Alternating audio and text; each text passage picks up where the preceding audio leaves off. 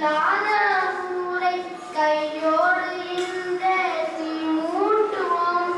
கல்லாத பேர்கள் இல்லாத நாடு நம் நாடு என்று நாம் மாற்றுவோம். இருக்கிற பாடல்கள் எல்லாம் படிக்கிற பள்ளிகள் செல்வோம். அறிவெனும் கோபுரம் அங்கே நாம் காணுவோம். வானம் உங்கள் கைகளில் உண்டு, ஞானம் உங்கள் நெஞ்சிலும் உண்டு. வானம் உங்கள் கைகளில் உண்டு, ஞானம் உங்கள் நெஞ்சிலும் உண்டு. நான் என்று இல்லாமல் நாம் ஒன்று உறவு கொள்வோம்.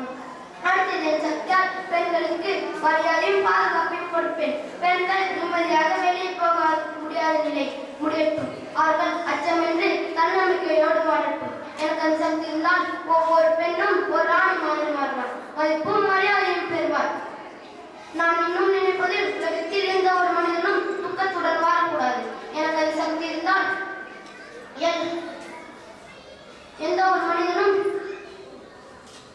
எல்லாருக்கும் மகிழ்ச்சி நிறைந்த வாழ்க்கை வேண்டும். எந்த ஒரு குழந்தையும் கண்ணீர் விட்டு புலம்பாக்க கூடாது. எந்த தாயும் தன் பிள்ளை இழக்கக்கூடாது.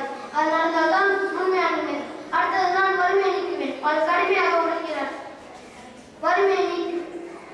அடுத்தது நான் மனித மனசை மாற்றுவேன். எல்லாருக்கும் நல்ல மனம் வேண்டும். சிலர் பேராசை பொறாமை கொண்டிருக்கிறார்கள். அந்த உணர்வுகளை நீக்கி அவர்களின் மனதில் அன்பு இரக்கம் உதவிகிற மனம் இவையெல்லாம் வளர வைப்பேன்.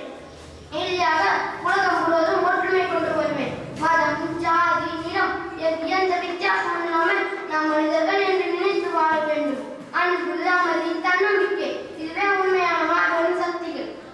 எனக்கு அது மாபெரும் சக்தி இருந்தால் உலகம் ஒரு அழகான பூமியை மாறும். பசுமை நிறைந்தது, சிரிப்பு நிறைந்தது, அமைதி நிறைந்தது, அன்பு நிறைந்தது.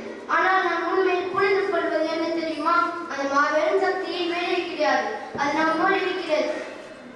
அன்பு செல்லும் மனம், உதவிகிற மனம், மன்னிப்பு மனம், அவைதான் உண்மையான மாபெரும் சக்திகள். நாம் எல்லாரும்